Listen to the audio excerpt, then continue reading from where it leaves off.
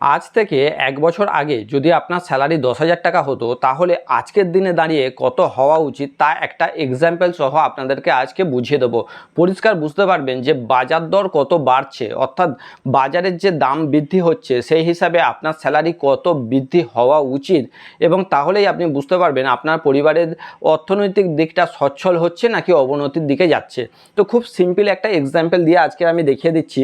আমার হাতে একটা প্রোডাক্ট দেখতে পাচ্ছেন, প্রোডাক্টটা কিন্তু সম্পূর্ণ একই কোম্পানির, একই সব কিছু আপনারা এখানে দেখতে পাচ্ছেন।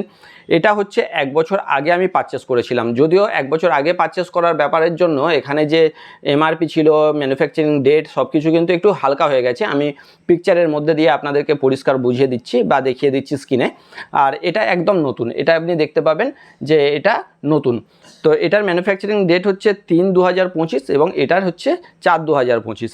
এখন ডিফারেন্সটা হচ্ছে 3/2025-এ যখন আমি এই প্রোডাক্টটা কিনেছিলাম তার এমআরপি হচ্ছে 445 টাকা, মানে 445 টাকা দিয়ে আমি এই প্রোডাক্টটা কিনেছিলাম। এটাও 100 গ্রাম, এটাও 100 গ্রাম, সেম, একদম সেম।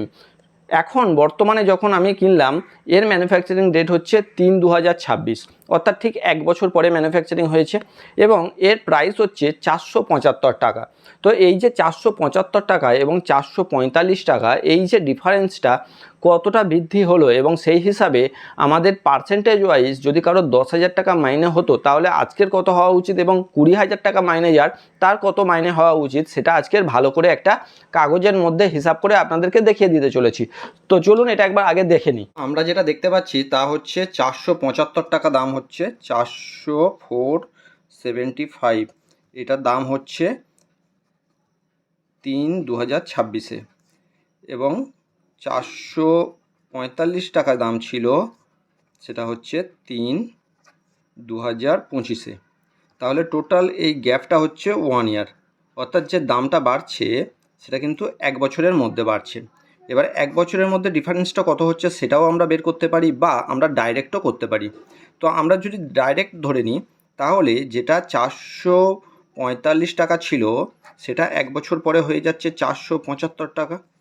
এখন আমরা 1 টাকা যেটা 1 বছর আগে ছিল, 1 বছর পরে সেটা হয়ে যাবে 475 ভাগ 445। এটা ঐকিক নিয়ম, যেমন আমরা জানি আর কি।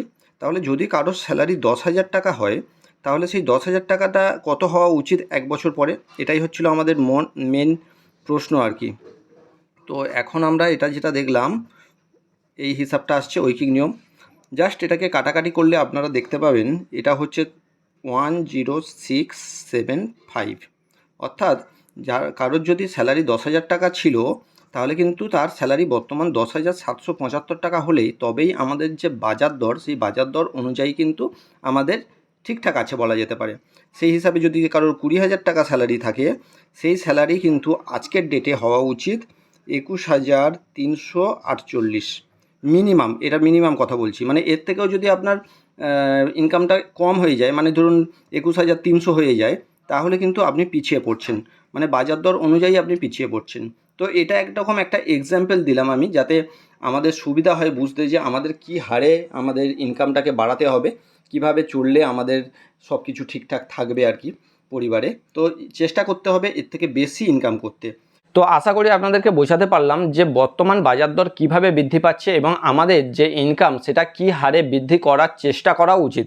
তো অবশ্যই সেটা কিন্তু সৎপথে হতে হবে। তো ভিডিওটি ভালো লাগলে অবশ্যই সাবস্ক্রাইব করুন এবং ফেসবুক থেকে দেখলে ফলো করুন, কারণ এই ধরনের কাজের ভিডিও এবং ইনফরমেশান আপনাদের জন্য বারবার আমি আনতে চলেছি।